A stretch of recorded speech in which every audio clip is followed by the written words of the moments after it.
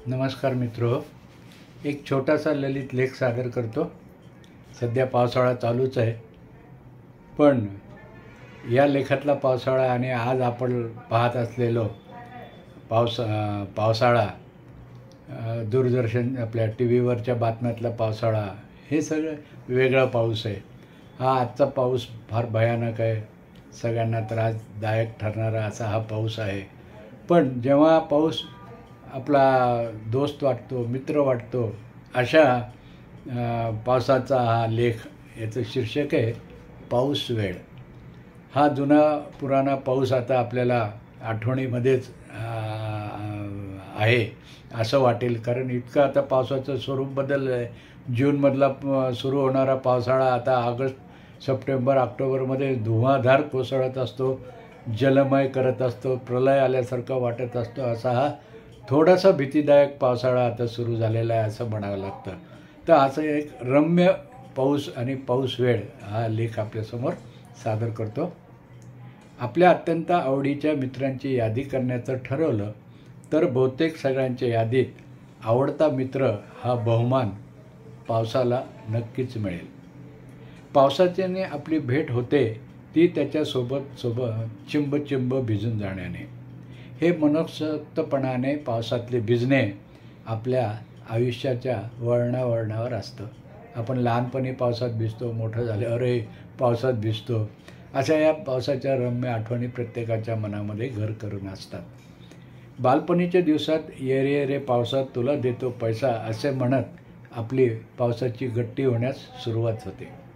शाळेत जाता येता पावसाने गाठल्यावर डोक्यावर दप्तर धरीत रमत गमत भिजत घरी येण्याची मजा काही औरच असायची। पावसाच्या वाहत्या पाण्यामध्ये कागदाची होडी सोडून तिच्यासोबत उड्या मारीत अंगणात जणू आपण धारा नृत्यच केलेले असते। रिमझिम पाऊस पडे सारखा, पावसाची सोबत करणारे गाणे आठवत पाऊस बघणे हे खूप मनोरम्य असते।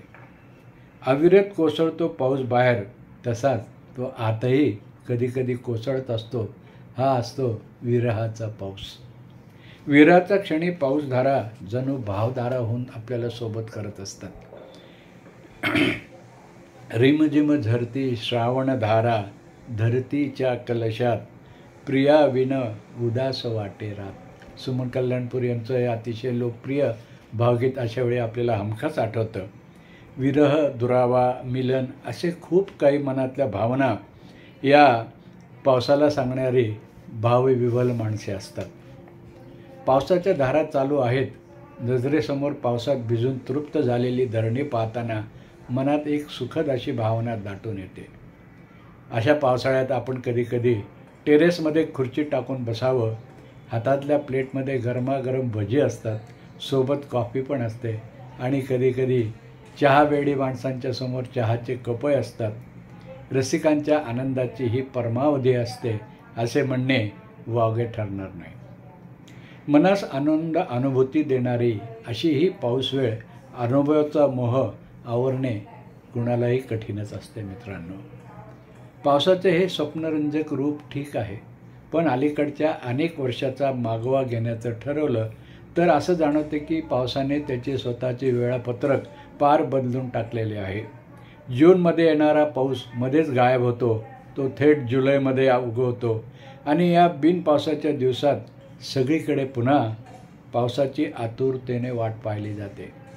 आणि वरुण राजा प्रसन्न होऊन पुन्हा बरसू लागला की त्याला कसं आवरावं हे आपल्याला कळत नाही, कारण ते आपल्या हातातच नसतं।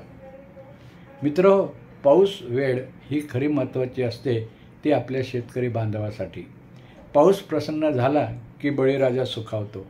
अलीकडे मात्र पाऊस नावाचा आपला हा मित्र अत्यंत बेहिशोबी आणि बेभरोशी होत चालला आहे। गावाकडचे आर्थिक गणितं या पावसावरच अवलंबून असतात। हातातोंडाशी आलेला घास हिरावून घेणारा हा पाऊस अलीकडच्या काही पावसाळ्यात आपल्याला तडाखे देतो आहे। सगळे आडाखे अंदाज चुकून गेल्यामुळे बळीराजाच्या मनावर किती आघात होत असतील याची कल्पनाही आपण करू शकत नाही। निसर्गाची उफराटी करणी बघा। अजिबात पाऊस न झाल्यामुळे, कमी पावसामुळे कोरडा दुष्काळ असतो, तर त्याचवेळी दुसरीकडे ढगफुटीसारखा पाऊस पडून वाताहत होते, जणू प्रलय आला आहे असंच वाटतं. आणि या आजकाल टी व्हीच्या बातम्यामध्ये तर सगळं आंखो देखा आपल्याला पाहायला मिळतं. जीवाचा थरकाप उडतो अशा वेळी. डोळ्यादेखत सगळं काही वाहून जाताना आपल्याला पाहावं लागतं. अतिवृष्टीमुळे ओला दुष्काळ ओढवतो.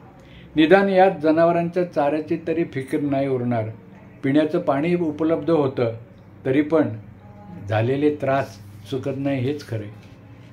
पावसाला म्हणावं लागतंय, अरे बाबा, इतकाही नको कोसळू तू की आमचे जीवनाची कमाई सारे आमच्या नजरेदेखत पाण्यात वाहून जाताना पाहावं लागतं. हे पाहणे खूप त्रासदायक आहे, वेदनादायक आहे. नागरी जीवनात आजकाल पाऊस हाहाकार माजवतो. सर्व प्रकारची हानी या पावसामुळे होते. ही अशी पाऊस वेळ कुणावरच येऊ नये यासाठी खबरदारी घ्यावी, उपाययोजना करावे, तर आपल्याला हे टाळता येऊ शकतं. या प्रश्नाचे उत्तर आहे मित्रहो, मनात असले तर खरंच खूप काही नक्कीच करता येते. पाऊस वेळ अशी त्रासदायक टाळता येते. लेख कसा वाटला जरूर अभिप्राय द्या, कॉमेंट द्या. भेटू नव्या एपिसोडमध्ये. शब्द शुभेच्छा.